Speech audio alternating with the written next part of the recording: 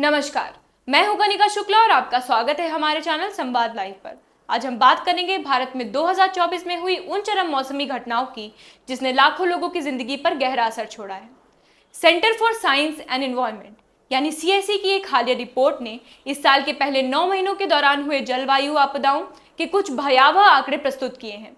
तो चलिए बिना किसी देरी के जानते हैं इस वर्ष के सबसे खतरनाक जलवायु रिकॉर्ड्स, आंकड़े और उनके पीछे के कारणों को।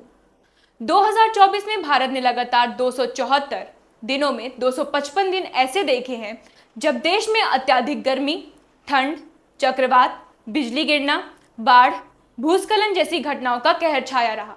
इन आपदाओं के कारण 3,238 लोगों की जान चली गई और 2,35,862 घर व इमारतें तबाह हो गई। साथ ही 9,457 पशुधन भी मारे गए और 3.2 मिलियन हेक्टेयर फसलें प्रभावित हुईं। अगर हम 2023 से तुलना करें तो 2024 की घटनाएं और भी अधिक भयावह रहीं। 2023 में 273 दिनों में से 235 दिन ही चरम मौसम देखा गया था, जबकि इस साल ये आंकड़ा 255 दिनों तक पहुंच गया। 2023 में जहां 2,923 लोगों की जान गई, वहीं इस साल ये आंकड़ा 3,238 तक पहुंच गया। साथ ही फसल के नुकसानों में भारी वृद्धि हुई है। साल 2024 ने कई जलवायु रिकॉर्ड तोड़े। जनवरी 1901 के बाद से भारत का सबसे सूखा महीना रहा।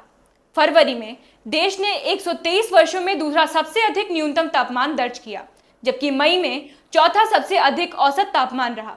जुलाई, अगस्त और सितंबर में 1901 के बाद से सबसे अधिक न्यूनतम तापमान रिकॉर्ड पर रहा। 2024 में देश के विभिन्न हिस्सों ने मौसम की चरम घटनाओं को अलग अलग तरह से सहा। अकेले असम में 122 दिनों तक भारी बारिश, बाढ़ और भूस्खलन हुआ, जिससे वहां बड़ी संख्या में लोगों की जान गई और जनजीवन अस्त व्यस्त हो गया। असम में बाढ़ से 1376 लोगों की जान चली गई, जबकि मध्य प्रदेश में सबसे ज्यादा 176 दिनों तक चरम मौसम का सामना किया। केरल में सबसे ज्यादा 550 मौतें हुई। उसके बाद मध्य प्रदेश और असम का स्थान रहा। आंध्र प्रदेश में सबसे ज्यादा 85,806 घर क्षतिग्रस्त हुए और महाराष्ट्र में देश भर में प्रभावित फसल क्षेत्र का 60% हिस्सा था। बिजली गिरने और तूफान के कारण 32 राज्यों में 1,021 मौतें हुई। वहीं गर्मी की लहरों ने 210 लोगों की जान ले ली। लेकिन ये आंकड़ा उन हजारों लोगों को नहीं दर्शाता जिन्होंने उत्तर भारत में भीषण गर्मी और लू का सामना किया। किसान और मजदूर वर्ग विशेष रूप से प्रभावित हुए, क्योंकि उनके पास उच्च तापमान से राहत के साधन बहुत कम थे। इसी तरह ठंड और पाले का फसल पर प्रभाव भी आंकड़ों में नहीं दिखता, जिससे किसानों की हालत और भी खराब हो रही है। CSI की महानिदेशक सुनीता नारायण का कहना है कि ये जलवायु परिवर्तन के प्रभावों को दर्शाता है, जो पहले हर सदी में एक बार होता था, अब हर 5 साल या उससे भी कम समय में हो रहा है।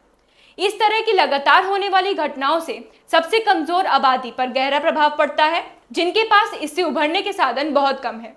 भारत जैसे विकासशील देश में जहां गरीब और ग्रामीण लोग ज्यादा प्रभावित होते हैं, ये एक बड़ी चुनौती बन चुकी है। ये आंकड़े सिर्फ नंबर नहीं, ये उन असंख्यक कहानियों को बयान करते हैं जो इस साल जलवायु आपदाओं की भेंट चढ़ गई।